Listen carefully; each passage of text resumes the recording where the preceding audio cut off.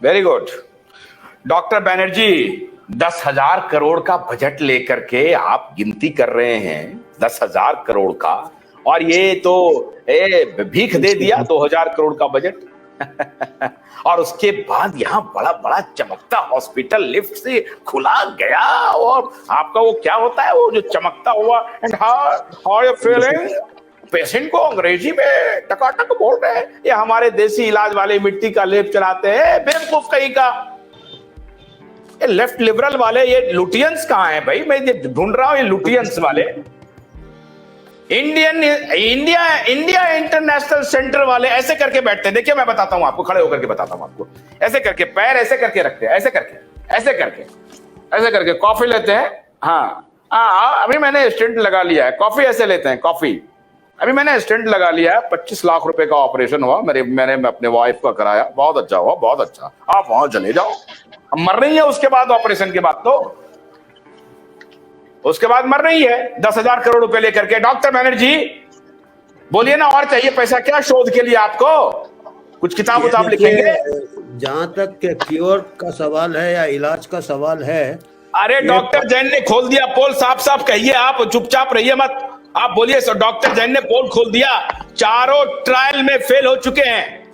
Clinical trial, इतना बड़ा दुष्कर्म ये पैथी कर रहा है इतने सालों से, और आप इधर उधर बगल झांक रहे हैं। ये डॉक्टर जैन किसके हैं? एलोपैथ के हैं? ये होम्योपैथ हैं या नेचुरोपैथ के हैं? एलोपैथ के डॉक्टर है ना। ये डॉक्टर ने आपके सामने रखा है कि 1 फिट ऑल वाला जो कॉन्सेप्ट है पूरी तरह से फेल है, जर्म थ्योरी का जो कॉन्सेप्ट है पूरी तरह से फेल है, और दूसरा दो और कौन सा बताया डॉक्टर जैन? जरा बताइए फिर से डॉक्टर बनर्जी को। मॉडर्न मेडिसिन जो है, this is not an evidence based medicine, this is a marketing based medicine.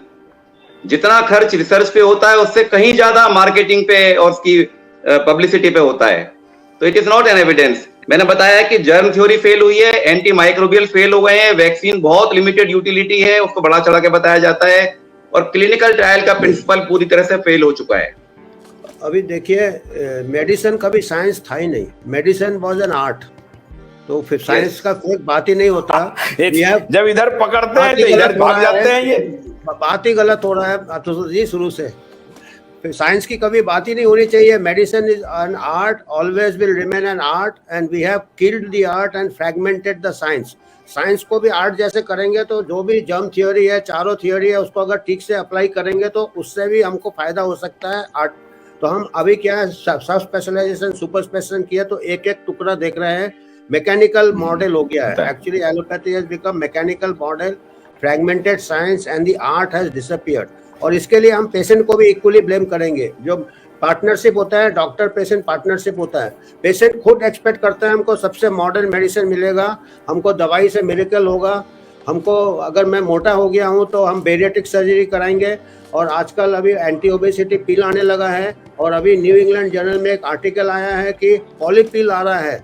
आपका पॉलीपिल मतलब आपको कोई बीमारी नहीं है, खाली हार्ट अटैक का रिस्क है, आदमी नॉर्मल है, उसको प्राइमरी एक्सरसाइज डाइट करना चाहिए, उसके अलावा वो पॉलीपिल लेगा, उससे उसका ब्लड कोलेस्ट्रॉल कम होगा, बीपी कंट्रोल होगा, कोलेस्ट्रॉल कंट्रोल होगा, और 2-3 ऐसे और एस्पिरिन है उसमें।